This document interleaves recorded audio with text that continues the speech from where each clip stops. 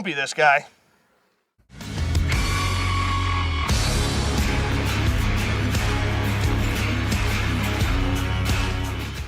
Cold winter weather can lead to gelled diesel fuel. Now, installing a FASS Fuel System with one of our heater kits that can prevent the gelled diesel fuel and also prevent the need of running fuel additives, which can reduce the lubricity of the diesel fuel and also reduce your fuel economy. Now let's go over a couple of our heater kits and show you our options. This kit here to your far right, this is our electric heater disc kit. Our heater disc installs above the particulate filter and will heat the fuel as it enters the FASS system.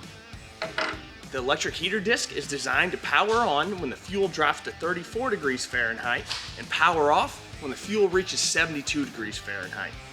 Next to our heater disc, this is our heater probe kit. Now, this is also thermostatically controlled, will power on at 34 degrees Fahrenheit and power off when the fuel reaches 72 degrees, just like our heater disc kit. Both of these kits offer nearly identical performance, but for the ultimate in winter heating performance, both of these kits are designed to work in conjunction with each other and can both be installed on the FASS system. For more information, log on to fassride.com.